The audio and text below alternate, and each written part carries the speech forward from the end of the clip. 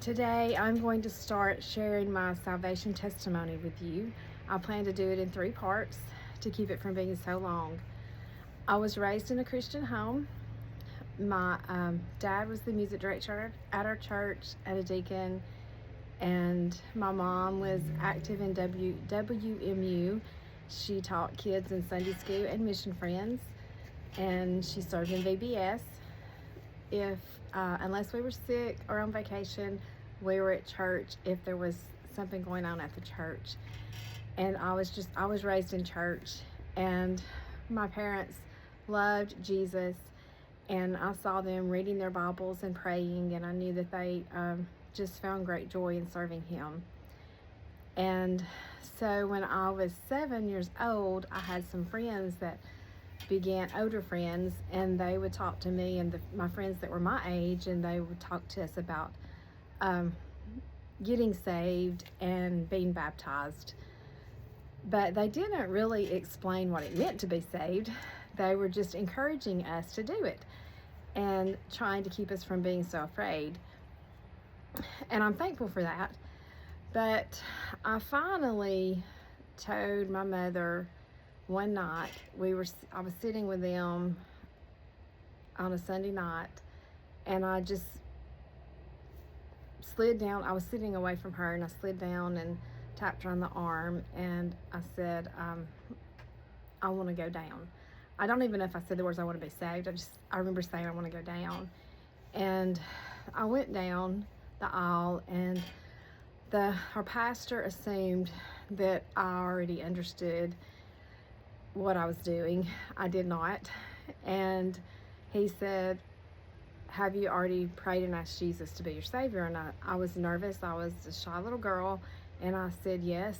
And so we knelt down, and he prayed, and the whole time I'm thinking, I don't know what I'm doing. And I didn't even think to just follow him in the prayer.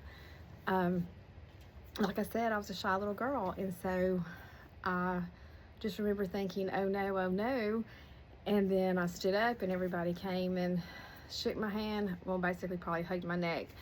And I just remember crying and crying. And I wasn't crying because I had been saved, which, I saw people doing that a lot.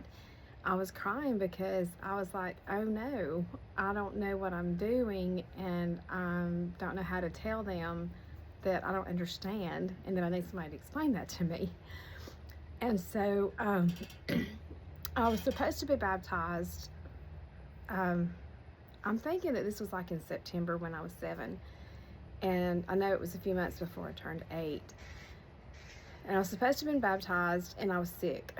So we had to cancel it for the time being. And then on Christmas Eve, I had turned 8. And I think there were 3 or 4 of my friends that had gotten saved during that time period, and they were baptized also. And we had to go in a room by ourselves, and the pastor came and talked to us. But while I was sitting in there by myself, waiting on him to come in and talk to me, I remember thinking, I need to tell him that that I haven't been saved, so that he can explain it to me. Like, I knew I had enough knowledge to know that I needed to, that I shouldn't be baptized. But he came in there and he talked, and I just nodded, and I went ahead and got baptized. When I got baptized, I never remembered having that thought again until I was scripturally baptized at the age of 35. So I think I was 35. And so all those years, I was saved at 17, but I wasn't baptized scripturally until 35. But that memory just completely left me. And I started reading my Bible every day and memorizing scriptures, and I knew the books of the Bible, and I was very competitive with it. When we were in, I think it was like 6th grade, we did Bible drills, maybe 5th, 6th grade, I'm not exactly sure. And I was determined that I was going to win, and I did about 95% of the time, maybe more than that. It was to the point where some of the other kids would say, we know he's going to win, what's the point of doing this? And so I was very proud in that. But there was something missing. And I didn't realize it until I was 17 years old. And so it's very passionate.